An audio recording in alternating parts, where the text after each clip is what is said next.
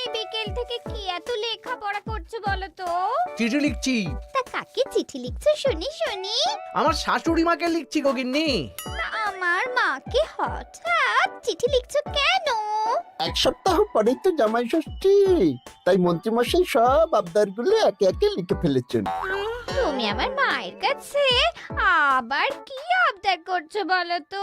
বেশি কিছু না, ওই আমাকে চিঠি পাঠিয়ে নিমন্ত্রণ করতে হবে, তারপর সাদা ঘোড়ায় করে নিয়ে যেতে হবে আমাকে, 3 দিন আদর যত্ন করে খাওয়াতে হবে, সোনার আংটি, ময়ূরপঙ্খী ধুতি, সোনার বোতাম, গলার হার, এই সব উপহার দিতে হবে। তুমি কি পাগল হয়ে গেছো? আমার মায়ের কাছে এত কিছু হ্যাংলার মতন চাইছো কেন? দেখো গিন্নি, আমি তো কৃষ্ণনগরের মন্ত্রী, আমার তো একটা আভিজাত্য আছে। আমাকে এরকম রাজকীয় ভাবে নিমন্ত্রণ না করলে আমি এবারে মানবো না। আমার মা এসব পারবেন না। আমি ওই শুধু আম, লিচু, কাঁঠাল খেয়ে জামাই ষষ্ঠী কাটাতে পারবো না। তাহলে তোমাকে যেতে হবে না, আমি একাই চলে যাব। কি জামাই ছাড়া জামাই ষষ্ঠী? হ্যাঁ হ্যাঁ, আমি আগামীকাল সকালেই চলে যাব। এই পোড়া কপালের সংসারে যত কম থাকা যায় ততই ভালো।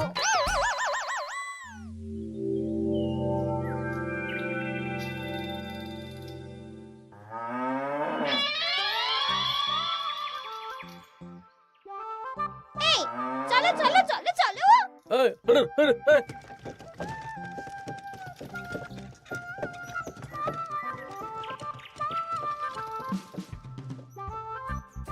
এটা আমার সাথে কি হলো রে বটা ঘটা? লোভে পাপ আর পাপে চাপ হয়ে গেল।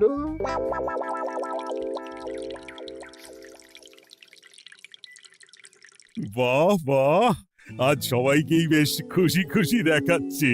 সামনেই তো সবাই শ্বশুর বাড়ি খেতে যাবে, তাই মুখে এত হাসি খুশি ভাব মহারাজ।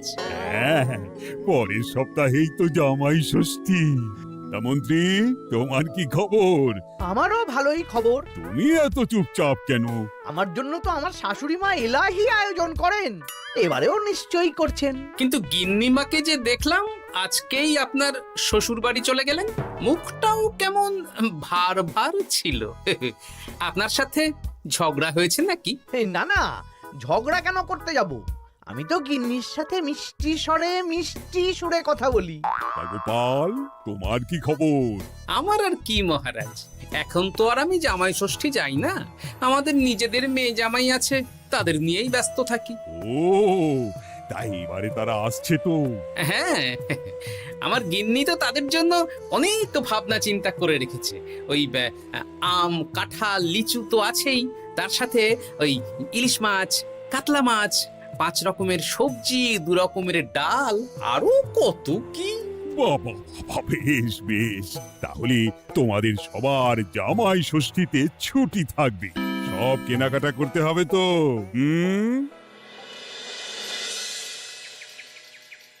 মাথাটা খারাপ হয়ে যাচ্ছে রে, সবাই চব্যচস্য খাবে।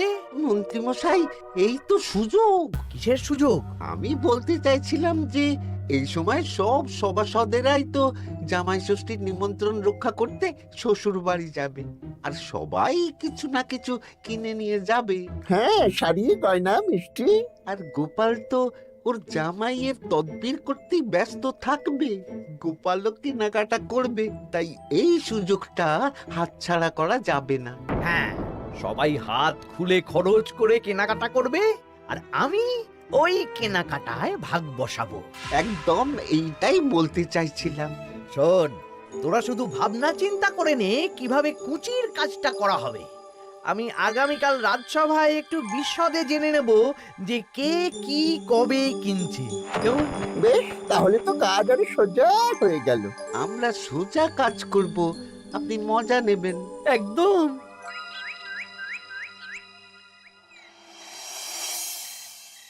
এই কি বলছি শোনো না। মুখ চলছে, কান খোলা, বলে ভালো। আমি আমাদের জামাইয়ের জন্য একটা আংটি আর মেয়ের জন্য একটা নাক ছাবি বায়না করে এসেছি। হ্যাঁ, মানে মানে তুমি আগামীকাল সন্ধ্যাবেলা দাম মিটিয়ে দিয়ে ওগুলো নিয়ে আসবে, কেমন? ওরে বাবারে কি হলো গো? সাত কি হলো?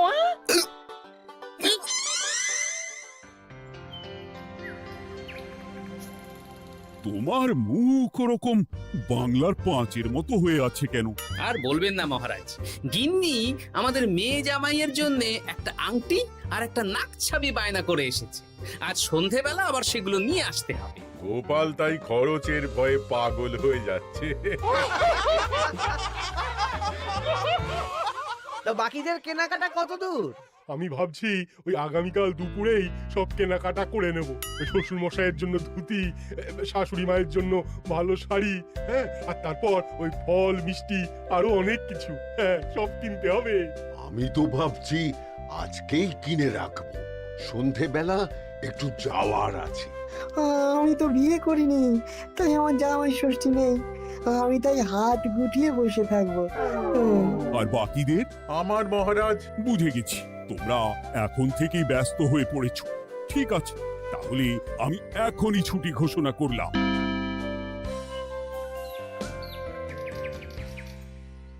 আরে আমার আজকের ভাগ্যটা এতটাই চওড়া যে রাজসভায় শুরুতেই ওই আলোচনা শুরু হয়ে গেল।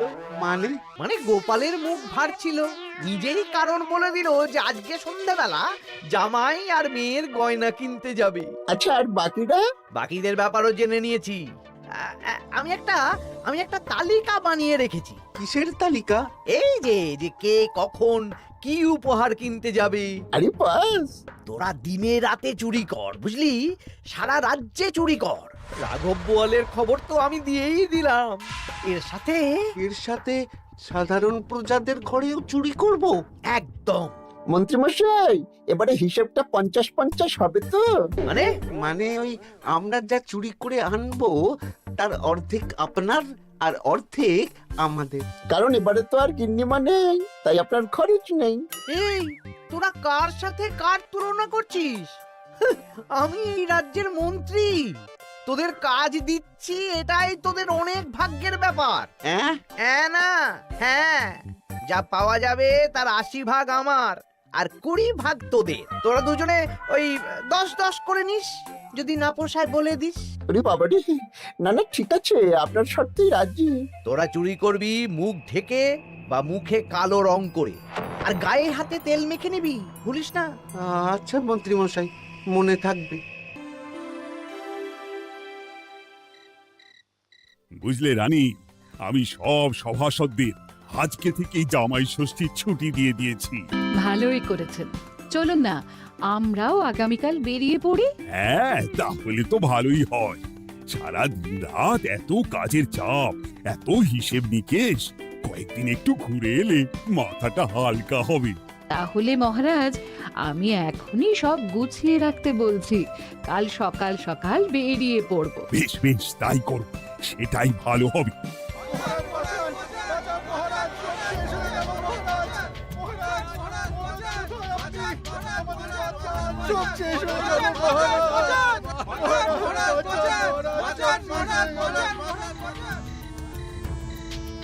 আমি তো আমার শ্বশুরের জন্য একটা পাঞ্জাবি কিনে এনেছিলাম, জানলা দিয়ে চোর শিখ বাড়িয়ে ওই নতুন পাঞ্জাবি চুরি করে নিয়ে পালিয়েছে।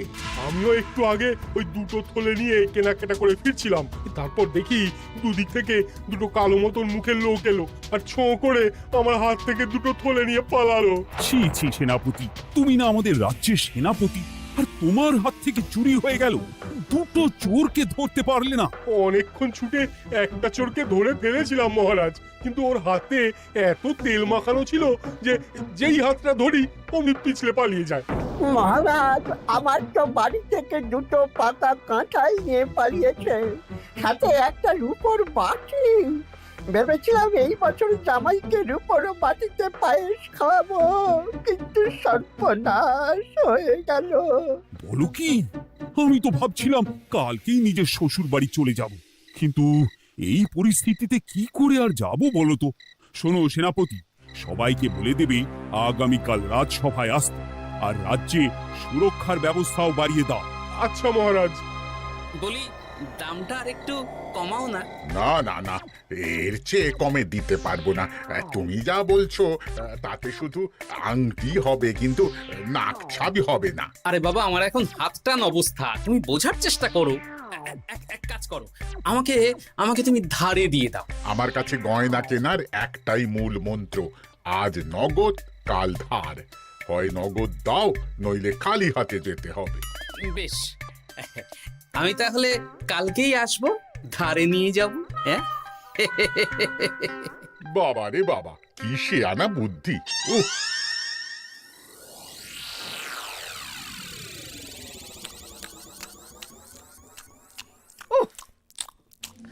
একেই বলে চুরি বিদ্যা বড় বিদ্যা, যদি না পড়ো ধরা। ধরা পড়লেই পড়তে হবে হাতে হাত করা। আজকে সন্ধ্যাবেলা তো গোপালের গয়না কিনতে যাওয়ার কথা ছিল, সেটার কি হলো? ধুর, ও যা কিপটে, ও বলছে ধারে গয়না দিন। আমি তো সাকরার দোকানের বাইরে ঠায় দাঁড়িয়েছিলাম, গোপাল খালি হাতে বাড়ি গেল আর আমিও খালি হাতে চলে এলাম। গোপালের এই চওড়া কপাল। কিন্তু সুযোগ একবার পেলে আমরা হাতছাড়া করব না। হ্যাঁ, তোমাকে যে এত করে বললাম সন্ধেবেলা জামাইয়ের আংটি আর মেয়ের নাক চাবিটা নিয়ে এসো, তা কথা কানে যায়নি নাকি? ও শেখ রাজা দাম চাইলো, তা শুনেই আমার মাথা খারাপ হয়ে গেল। মানেটা কি? শেখরা বলেছে আজ নগদ কাল ধার, তাই আমি কালকে ধারে নিয়ে আসবো। ওহ, তোমাকে নিয়ে আর পারি না। হ্যাঁ, মেলা কথা না বলে খেতে দাও দেখি। দিচ্ছি দিচ্ছি, তা বলি রাজ্যের খবর কিছু শুনেছো? হ্যাঁ, কি খবর? এই যে আজকে সন্ধেবেলায় অনেক জায়গায় চুরি হয়েছে। হ্যাঁ, বলো কি? হ্যাঁ গো হ্যাঁ, আগামীকাল তোমাদের রাজসভার ছুটি বাতিল। রাজবাড়ি থেকে লোক এসেছিল, জানিয়ে গেছে। ব্যাপারটা কি? বলছি হাত পা ধুয়ে নাও, খেতে বসো। বলছি বলছি, দাঁড়াও।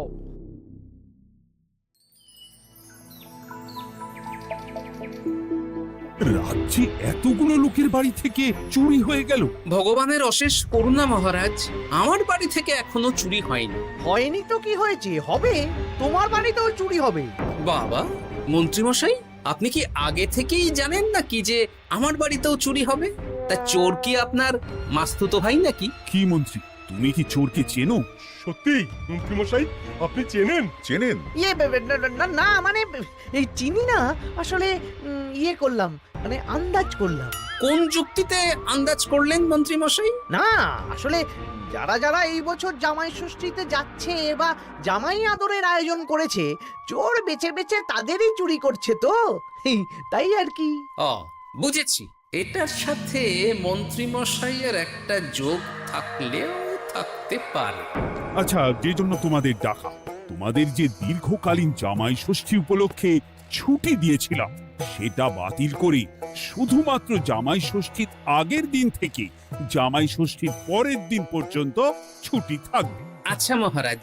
আর সবাই একটু সাবধানে থেকো, দিনকাল খুব খারাপ। মন্ত্রীমশাই অত জোর দিয়ে কেন বললেন কথাটা? ব্যাপারটা ভেবে চিনতে দেখতে হবে।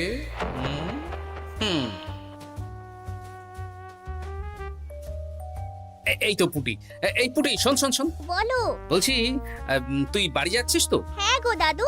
শোন না, তোর বাবাকে একবার দুপুরবেলা আমার সাথে দেখা করতে বলিস তো। আচ্ছা দাদু, ঠিক আছে, আমি বলে দেব।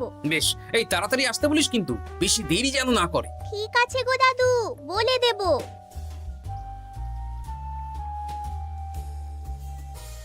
এবারে বিজ্ঞানীর বাড়ি একবার যেতে হবে।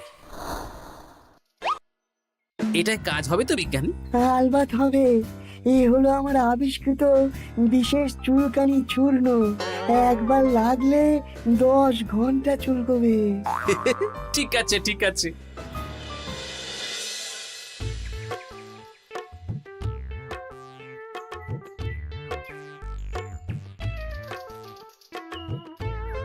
ও গোপাল দাদা, তুমি আমাকে ডেকেছো? হ্যাঁ শোনো পুটির বাবা, তোমাকে একটা কাজ করতে হবে। বলো কি কাজ? তুমি আজ বিকেলে আমাকে একটা বড় ঝুড়িতে সবজি দেবে। শুধু সবজি না, সবজির সাথে ওই ফল মূল মাছ সবকিছু টাটকা না হলেও চলবে। সেটা আবার কেন? সে পরে বলবো। আচ্ছা আচ্ছা গোপাল দাদা।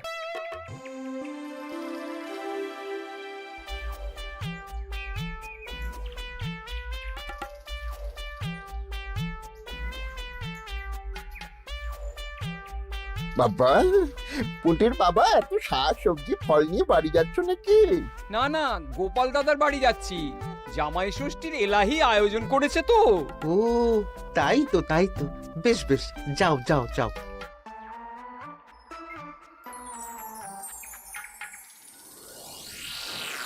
বলিস কি রে? হ্যাঁ, নিজের চোখে আমরা দেখে এলাম। যে পরিমাণ শাক সবজি ফল আছে সেই সব দিয়ে আপনার ওই 1 সপ্তাহ চলে যাবে। তাহলে এই সুযোগ হাতছাড়া করা যাবে না। আজকে ওঁত পেতে থাকবি, কোন রকম সুযোগ পেলেই নিয়ে আসবি। আচ্ছা মন্ত্রী মশাই। এই এসব তুমি কি মেশাচ্ছ ঝুড়িতে? হ্যাঁ, চুপ, এটা চোরের দাওয়াই। এখন এই ঝুড়ি এখানেই থাকবে, যদি মন্ত্রীর কথা মতন চোর বাবাজি নিলেই ফাঁসবে। যাও যাও, আমার জন্য একটু মুড়ি বাদাম নিয়ে এসো, যাও।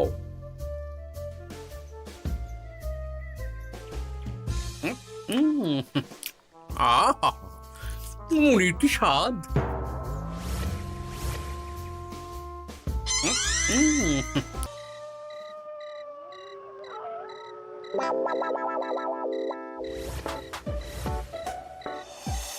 এই কটা সবজি ফলগুলো আমাদের জন্য অপেক্ষা করছে, দেখ দেখ। এ তো দারুণ সুযোগ, দরজা জানালা ভাঙার, শীত কাটার কোনো ব্যাপার নেই। ঠিক, তাহলে আর দেরি কেন, চল।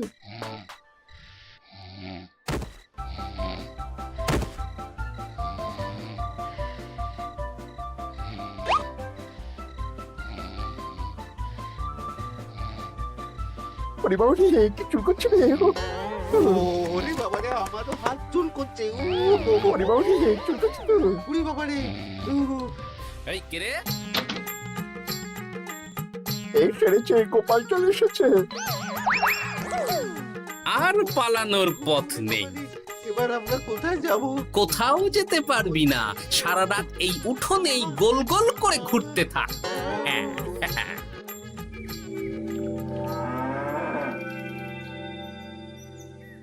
ও এখনো বেটারা এলো না? ওরা ধরা পড়ে গেল না তো? ধরা পড়ে আমার নাম বলেনি তো? না না, আজ আর রাজসভায় যাব না।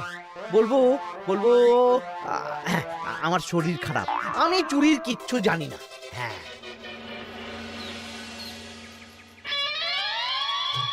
শুধু মন্ত্রী আসেনি। মন্ত্রী মশাই ভয়ে আসেননি মহারাজ। মানে মন্ত্রী মশাইয়ের 2 বিষাক্ত হাত ধরা পড়ে গেছে। এরা দুজনে মন্ত্রী মশাইয়ের নির্দেশে সবার বাড়ি বাড়ি চুরি করেছে, ছিনতাই করেছে। তাহলে আর দেরি কেন, চলুন মন্ত্রীকে ধরে আনি।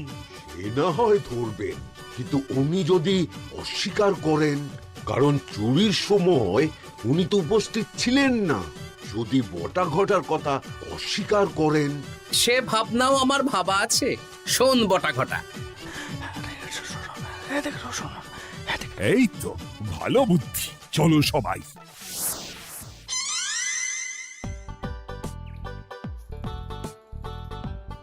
ও মন্ত্রী মশাই। আরে বটার গলা না? দাঁড়া, দরজা খুলছি। না না, খবরদার না, এখন দরজা খুলবেন না। আরে কেন? দরজা খুললে কি হবে? বলছি তো খুলবেন না, আমরা এখান থেকেই কথা বলবো। তোদের চিন্তায় আমি পাগল হয়ে যাচ্ছিলাম। তোদের যে গতকাল সন্ধ্যাবেলা গোপালের বাড়িতে চুরি করতে পাঠালাম, সেটার কি হলো?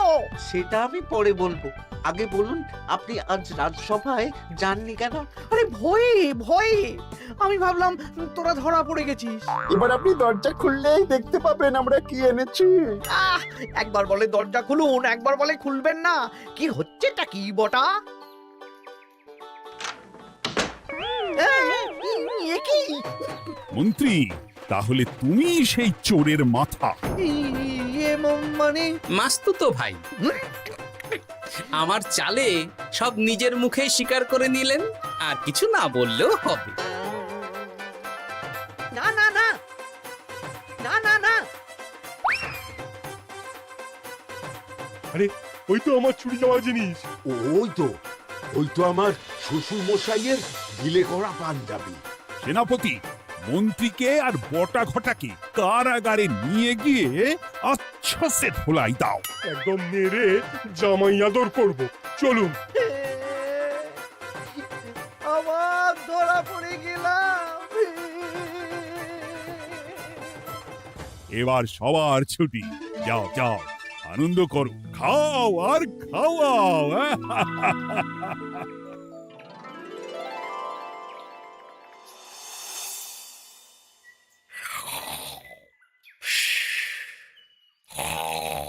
কি গো, বলি বেলা তো অনেক হলো, উঠবে তো নাকি?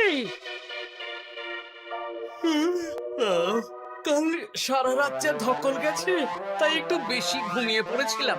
বলি ধকল আবার কি? দিব্যি তো ঘুমাচ্ছিলে।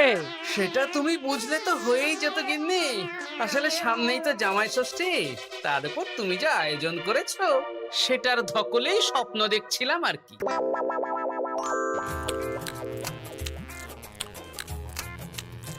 জমানে তুই জমজমাট খাবার, দারুণ হয়েছে রান্না। জমজমাট জামাই ষষ্ঠী, শুরু হবে আমার কান্না।